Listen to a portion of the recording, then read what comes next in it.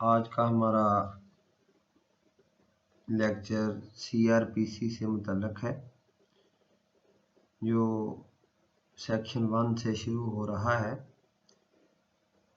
ये पार्ट 1 है, चैप्टर 1 है और प्रिलिमिनरी इसमें शुरू हो रही है सूरत हाल के किस तरह से ये कोड अमल करेगा और इसमें होने वाली अमेंडमेंट्स जो है उन्होंने किस तरह से अमल किया है या उनको किस तरह रिपील किया गया है। तो शुरू करते हैं। Section 1, short title and commencement. This act में be called the code of criminal procedure 1898। ये जो कोड है इसको ज़ाब्ता फौजदारी 1898 कहा जाएगा and it shall come into force on the first day of July 1898 और ये जुलाई की पहली तारीख 1898 को अमल में आया था। इसकी सब सेक्शन 2 है extend. It extend to the whole of Pakistan. ये पूरे पाकिस्तान में नाफिजुल अमल होगा, बट लेकिन in the absence of any specific provision to the country, कि जब तक कोई स्पेसिफिक प्रोविजन जब तक इसके उल्ट बयान ना कर दी गई हो। नथिंग हेयर इन, यानी ऐसा भी होता है कि जो स्पेशल लॉज होंगे या लोकल लॉज होंगे वो उनको फ़ौक़ियत हासिल होगी, लेकिन अगर कोई स्पेशल लॉ या लोकल लॉ नहीं है तो फिर जो है इसको नाफिजुल अमल किया जाएगा, यानी CRPC को। और nothing herein contained shall affect any special or local law now in force.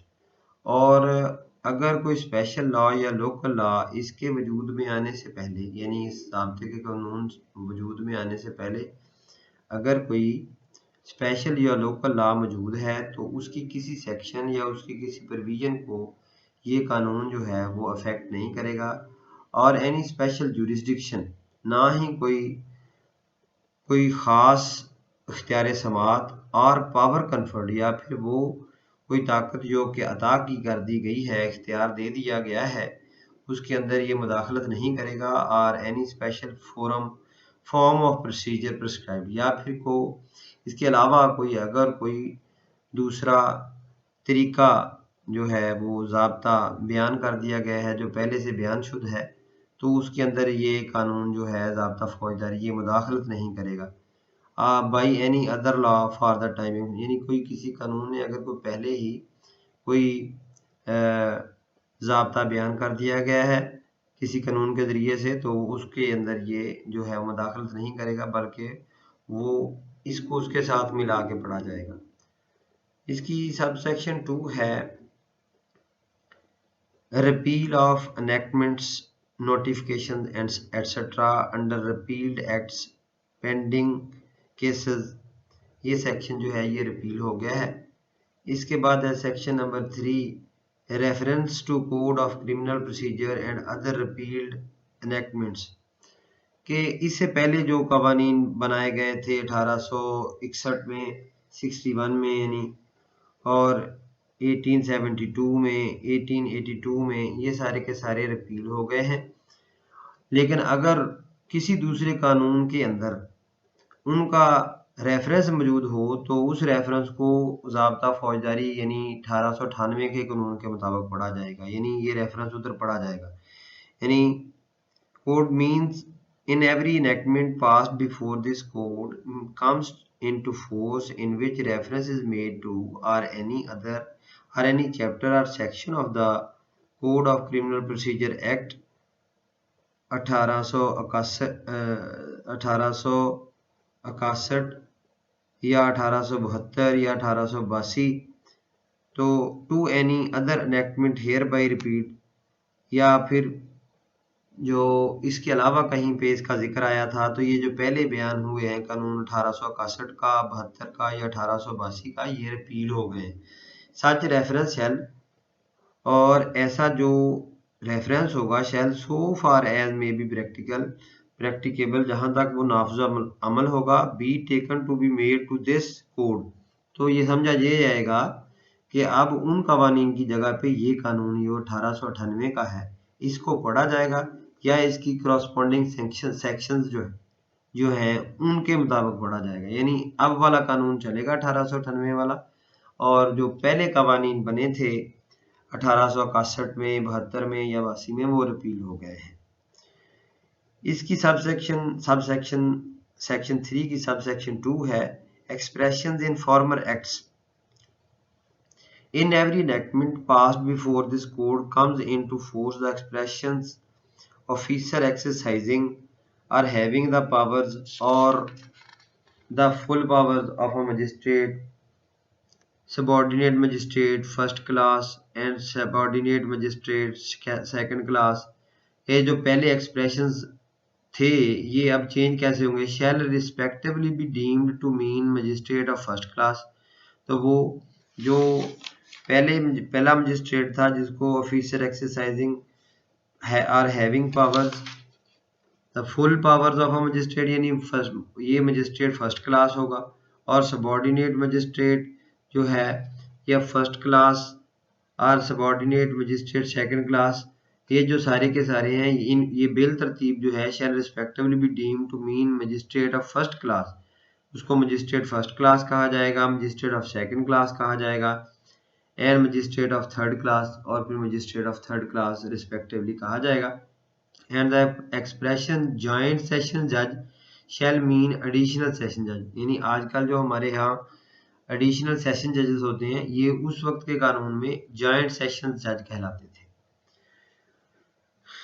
अब सेक्शन नंबर 4 है, ये मुख्तलिफ डेफिनेशंस हैं और ये काफ़ी लंबा यानी अल्फ़ाबेटिकली ये WZ तक जाएगा, तो हम 1 by 1 इनको जो है वो डिस्क्राइब करते हैं। डेफिनेशंस है, इसका सब सेक्शन 1 है, in this code the following words and expressions have the following meanings unless a different intention appears from the subject और कॉन्टेक्स्ट। जो कहता है कि जहां यहाँ पे जो बात बयान कर दी गई है अगर कहीं सियाको सबाक के लिहाज से इससे कोई अदर मीनिंग ना निकल रहा हो जब तक उस वक्त तक इन अल्फाज से यही मीनिंग होंगे जो यहाँ इस अभी डेफिनेशंस में जो बयान हो रहे हैं यही कंसिडर होंगे। इनमें पहला है advocate general. Advocate general includes also government advocate. Advocate general में गवर्नमेंट एडवोकेट भी शामिल है। Or where there is no advocate general, या जहां पे एडवोकेट जनरल ना हो, आर गवर्नमेंट एडवोकेट या गवर्नमेंट एडवोकेट ना हो, such officer as the provincial government may from time to time appoint in this behalf. तो उस वक्त गवर्नमेंट जिस बंदे को भी अपॉइंट करेगी वो एडवोकेट जनरल के तौर पे भी काम करेगा या फिर वो जो है गवर्नमेंट एडवोकेट के तौर पे काम करेगा जिसको सरकारी वकील कहा जाता था। मगर अब ये जो है एक बाकायदा इन्होंने गवर्नमेंट ने एक डिपार्टमेंट बना दिया है जिसको प्रोसिक्यूशन डिपार्टमेंट कहते हैं और स्टेट केसेस को आप वो रिप्रेजेंट करते हैं। बी है bailable offence, non bailable offence.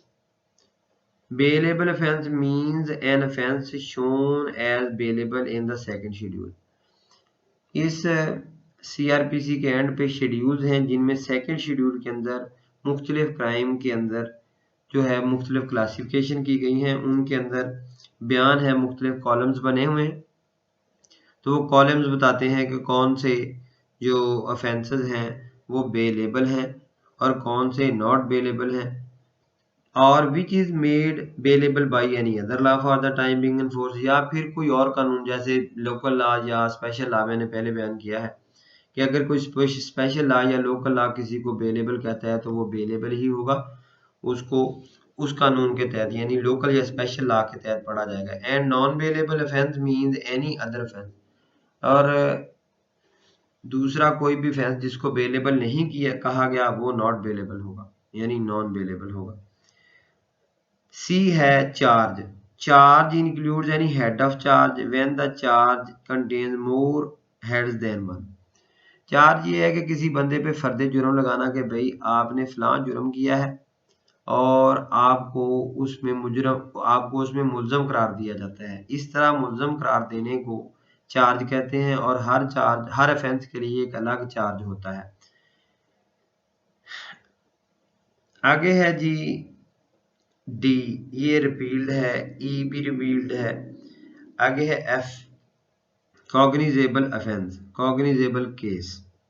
Cognizable offence means an offence, cognizable offence से मुराद है कोई ऐसा जुर्म, फॉर एंड कॉग्निजेबल केस, या cognizable case means a case, ऐसा केस होता है in which a police officer may in accordance with the second schedule or under any other law for the timing in force arrest without, यानी इस कानून के तहत या किसी और कानून के तहत अगर पुलिस मैन बंदे को जो है वारंट के बगैर, मजिस्ट्रेट से वारंट लिए बगैर अगर अरेस्ट कर लेता है, या करने का उसे इख्तियार हासिल है सेकंड शेड्यूल के तहत, जो अभी मैंने बयान किया था कि सेकंड शेड्यूल इस मजमुआ के आखिर में मुख्तलिफ शेड्यूल्स हैं, उनमें से शेड्यूल नंबर 2 जो है उसमें मुख्तलिफ कॉलम्स हैं, और उस कॉलम्स के अंदर एक जो है कॉलम वो कॉग्निजेबल और नॉन कॉग्निजेबल से मुतल्लक है।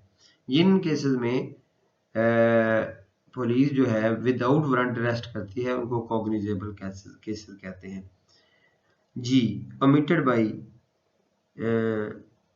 ये ओमिट हो गया है 1949 में। एच है complaint, complaint means the allegation, इससे मुराद है कोई इल्ज़ाम, made orally or in writing to a magistrate, के मजिस्ट्रेट को कोई किसी बंदे पे कोई इल्ज़ाम लगाया मजिस्ट्रेट के सामने, ये और यानी ज़बानी भी हो सकता है और लिख कर भी किसी मजिस्ट्रेट को दरख्वास्त दी जा सकती है, किसी बंदे पे कोई इल्ज़ाम लगाया जाता है विद द व्यू, और इसका मकसद ये होता है कि to his taking action under this code, कि वो इस कानून, इस हमारा जो ज़ाब्ता हम पढ़ रहे हैं इस ज़ाब्ते के मुताबिक किसी कानून के तहत जिसके तहत जुर्म बनता है वो उस बंदे के खिलाफ कार्रवाई स्टार्ट करे। That some person whether known or unknown, तो ये जो कंप्लेंट होती है ये किसी मालूम शुदा बंदे के खिलाफ भी की जा सकती है और नामालूम के खिलाफ भी की जा सकती है। और कहा यह जाता है उस दरखास्त के अंदर कि वैसे आदमी ने, या जो जिसका ऊपर दिखा हैज कमिटेड एन ऑफेंस, कि उसने कोई जुर्म कमिट किया है, but it does not include the reports of a police officer. ये बात यहाँ पे काबिले गौर है कि पुलिस अगर कोई रिपोर्ट पेश करती है तो उसको कंप्लेंट नहीं कहते, कंप्लेंट हमेशा कोई प्राइवेट पर्सन ही करता है, इसलिए अमूमी तौर पे इसे प्राइवेट कंप्लेंट भी कह दिया जाता है। आगे है जी आई, ये ओमिटेड है। J high court, high court means the highest court of criminal appeal or revision for a province, यानी किसी सूबे के अंदर जो हाईएस्ट कोर्ट होता है फौजदारी, इसके अंदर जो कि वो अदालतें अपील भी होती है और अदालतें वो नज़रसानी भी होती है। एक सूबे के अंदर सबसे बड़ी अदालत होती है जहाँ पे किसी भी जो ट्रायल होता है उसके अगेंस्ट किसी ऑर्डर जजमेंट के खिलाफ जो है अपील की जाती है या रिवीजन की जाती है, तो वो हाईएस्ट कोर्ट होता है, और वो किसी सूबे के अंदर फाइनल एक अदालत होती है जहाँ पे अपील या रिवीजन की जाती है। K inquiry, inquiry include every inquiry other than a trial, के ट्रायल के अलावा जो भी कार्रवाई कोई अदालत करती है, conducted under this code by a magistrate court, यानी कोर्ट या मजिस्ट्रेट। यहाँ पे थोड़ी सी क्लैरिफिकेशन हो जाए कि कोर्ट जो होता है वो सेशन कोर्ट या हाई कोर्ट भी हो सकता है, ठीक है। मजिस्ट्रेट तो मजिस्ट्रेट आप जानते हैं कि magistrate first class, second class या थर्ड क्लास, या स्पेशल जुडिशियल मजिस्ट्रेट या मजिस्ट्रेट सेक्शन 30, तो उसके अलावा जो भी कोर्ट होगी उसको वो कोर्ट कह रहे हैं। वो हाई कोर्ट भी हो सकती है, सेशन कोर्ट भी हो सकती है, सुप्रीम कोर्ट भी हो सकती है। लेकिन इंक्वायरी से मुराद ये है कि ट्रायल से पहले या ट्रायल के अलावा जो भी कार्रवाई अदालत करेगी उसको इंक्वायरी कहा जाएगा। अगला सब सेक्शन है L, investigation. Investigation includes all the proceedings, इसमें वो तमाम प्रोसीडिंग्स शामिल है under this code for the collection of evidence, यानी इस कोड के तहत जो भी पुलिस कार्रवाई करेगी किस मकसद के लिए, for the collection of evidence, शहादत जमा करने के लिए। और ऐसी कार्रवाई बाई अ पुलिस ऑफिसर, यानी ऐसी कार्रवाई को पुलिस ऑफिसर जो है वो सार अंजाम देता है। आर बाई एनी पर्सन, या इसको कोई ऐसा पर्सन भी कर सकता है अदर देन मजिस्ट्रेट, जो कि मजिस्ट्रेट ना हो। ठीक है, मजिस्ट्रेट वो ना हो मगर वो पुलिस वाला भी ना हो, कोई अदर मैन हो, वो is authorize by a magistrate in this behalf, यानी मजिस्ट्रेट किसी बंदे को इन्वेस्टिगेशन करने के लिए जो है उसकी जिम्मेदारी लगा सकता है, उसको ये फ़राइज़ सौंप सकता है कि आप किसी मैटर के अंदर इन्वेस्टिगेशन करें। आगे है जी M, judicial proceeding. Judicial proceeding includes any proceeding in the course of which evidence is or may be legally taken on। ये बड़ा इंपॉर्टेंट बात है कि जुडिशियल प्रोसीडिंग यानी अदालती कार्रवाई में वो तमाम यानी includes any proceeding in the course of which evidence is, यानी ऐसी कार्रवाई जिसके अंदर शहादत कलमबंद की जाती है ऑन ओथ, और may be legally taken on oath, यानी कोई भी एविडेंस, कोई भी कार्रवाई जिसके अंदर ऑन ओथ एविडेंस रिकॉर्ड की जाती है उसको हम अदालती कार्रवाई कहते हैं। आगे है जी subsection M A. Magistrate means the judicial magistrate and includes special judicial magistrate appointed under section 12 and 14, यानी 12 and 14 के तहत जो मजिस्ट्रेट मुकर्रर किए जाते हैं उनको वो उनमें जो है वो स्पेशल जुडिशियल मजिस्ट्रेट भी शामिल है। N, non cognizable offence. ये कौन सा ऑफेंस होता है, या नॉन कॉग्निजेबल केस, ये कॉग्निजेबल केस के उल्ट है, यानी non cognizable offence means an offence for and non cognizable case means a case in which a police officer may not arrest without warrant, यानी इसमें जो नॉन कॉग्निजेबल केस या non cognizable offence होता है इसमें पुलिस ऑफिसर जो है वो बगैर वारंट के जो है वो मुल्ज़म को गिरफ्तार नहीं कर सकता। ऑफेंस ओ है जी offence. Offence means any act or omission made punishable by any law for the time being in force. It also includes any act in respect of which a complaint may be made under section 20 of the Cattle Trespass Act 1871, यानी इससे मुराद कोई भी अमल या emission, यानी emission से मुराद होता है कि कोई काम बंदे के ज़िम्मे था और उसने किया नहीं, अमीशन यानी कोई अमल या अमीशन मेड पनिशेबल जिसको काबिल सज़ा करार दिया गया है किसी कानून के तहत, ठीक है जी, by any law for the time being in force, यानी कोई भी कानून किसी बात को, किसी ऐसे अमल को या ऐसी अमीशन मैं फिर एक दफ़ा बता देता हूँ, अमीशन वो होती है कि एक बंदे के ज़िम्मे काम था कि वो फलां काम सारा अंजाम दे बाई लॉ, मगर उसने वो नहीं किया, उसको अमीशन कहते हैं। तो कोई एक्ट या अमीशन जो जिसको क्या कहा है, मीन्स एन एक्ट और emission made punishable by law for the time being in force, यानी किसी कानून के तहत उसको काबिल सज़ा है वो। तो इट आल्सो इंक्लूड्स, इसमें सेक्शन 20 जो है कैटल ट्रेसपास एक्ट 1871 जिसके तहत किसी के खिलाफ कंप्लेंट दायर की जा सकती है, तो वो भी इसमें ऑफेंस है।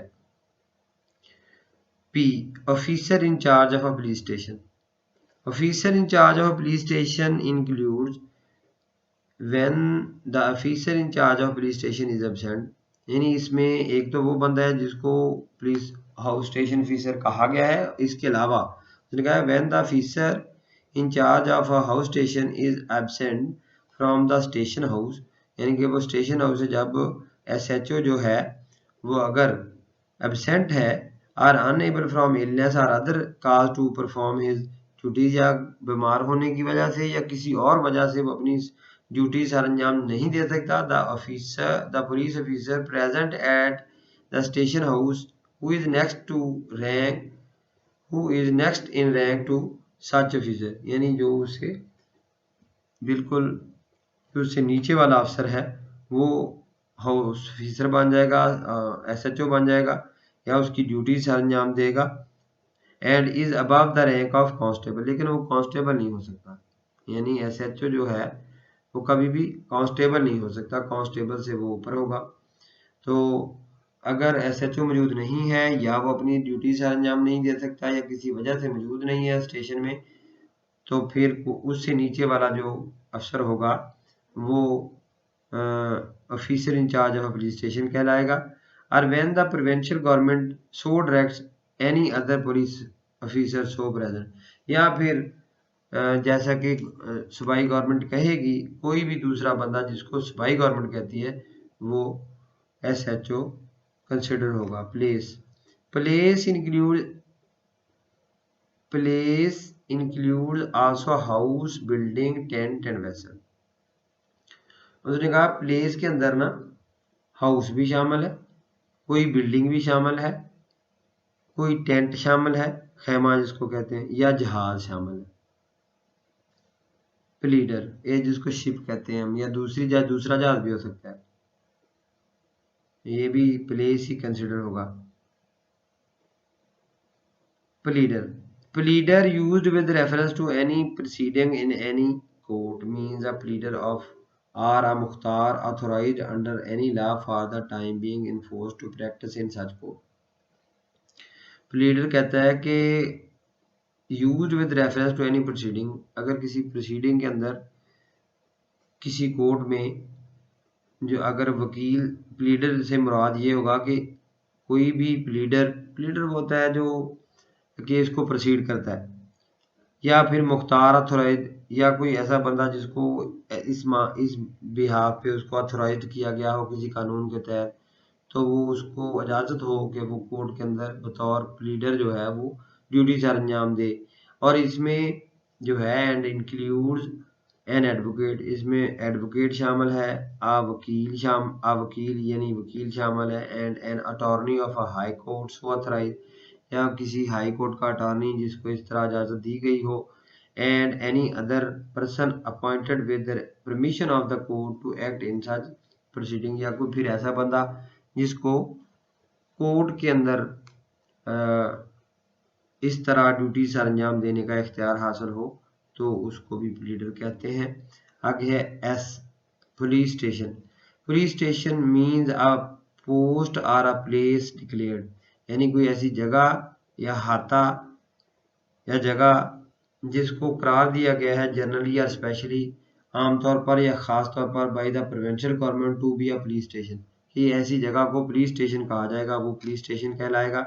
एंड इंक्लूड्स यानी local area specified by provincial government in this behalf, और इसमें कोई एंड इंक्लूड्स यानी लोकल एरिया स्पेसिफाइड, और कोई लोकल एरिया भी इसमें शामिल हो सकता है, और इसकी यानी एक टेरिटरी भी बयान की जाती है एक पुलिस स्टेशन की, कि इसकी टेरिटरी फलां होगी। तो पुलिस स्टेशन सिर्फ वो जगह होगी जहाँ पे पुलिस का ऑफिस होगा, यानी जिसको थाना कहते हैं आमतौर पर। तो and includes a local area specified in this behalf, या फिर कोई लोकल एरिया भी हो सकता है जिसके अंदर पुलिस स्टेशन, जिसको चौकी कहते हैं।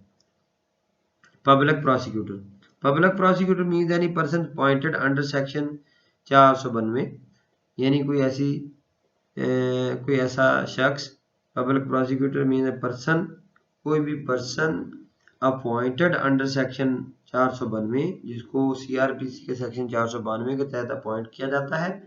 एंड इंक्लूड यानी पर्सन, इसमें वो आदमी भी शामिल है acting under the directions of public prosecutor, वो बंदा भी शामिल है जो कि पब्लिक प्रोसिक्यूटर की हदायत के तहत अमल कर रहा हो। And any person conducting a prosecution, या फिर कोई ऐसा बंदा जो कि प्रोसिक्यूशन को कंडक्ट कर रहा हो on the behalf of state, यानी गवर्नमेंट के बिहाफ पे अगर कोई बंदा प्रोसिक्यूशन जो है उसको कंडक्ट कर रहा है। प्रोसिक्यूशन बेसिकली मुकदमा चलाना होता है कि कोई केस है और उस केस को अदालत में जो कंडक्ट करना होता है प्रोसीडिंग को, उसको कहते हैं प्रोसिक्यूशन।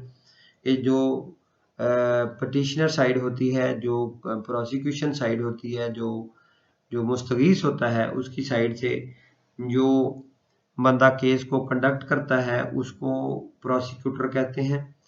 और एक बाकायदा डिपार्टमेंट गवर्नमेंट ने कायम किया जिसको प्रोसिक्यूशन डिपार्टमेंट कहते हैं। ये स्टेट के केसेस को रिप्रेजेंट करते हैं। तो on the behalf of state in any high court in the exercise of regional criminal jurisdiction, यानी हाई कोर्ट की जो रीजनल क्रिमिनल जुरिस्डिक्शन होती है, यानी हाई कोर्ट खुद भी केसेस को सुन सकती है। तो इस तरह केसेस को जो जो है कंडक्ट करने में जो बंदा स्टेट को रिप्रेजेंट करता है उसको भी प्रोसिक्यूटर कहते हैं। आगे है जी sub division. Sub division you, sub division means a sub division of a district, यानी किसी भी जिले की जो तहसील होती है उसको सब डिवीजन कहते हैं। यहाँ पे we summons cases, we defining summons cases as a case relating to an offense and not being a warrant case, ये मिट हो गया जी। W है warrant cases as a case relating to an offense punishable with death, transportation or imprisonment for a term exceeding 6 months, ये भी मिटेड है। अब section 4 की सब सेक्शन 2 है वर्ड्स रेफरिंग टू एक्ट्स।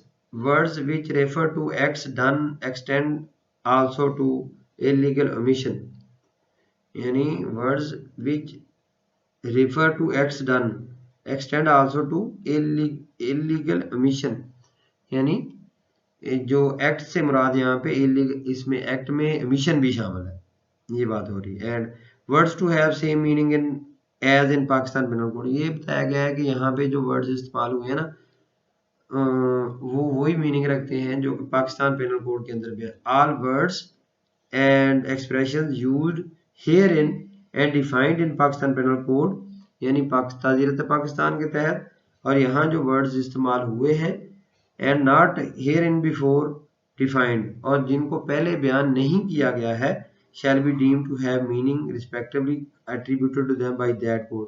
तो अगर यहाँ पे कोई वर्ड्स जो है डिफाइन नहीं हुए मगर पाकिस्तान पेनल कोड में डिफाइन हुए हैं तो उनको वही मीनिंग यहाँ पे दिए जाएंगे जो कि पाकिस्तान पेनल कोड के अंदर दिए गए हैं। सेक्शन 5 है trial of offences under penal code.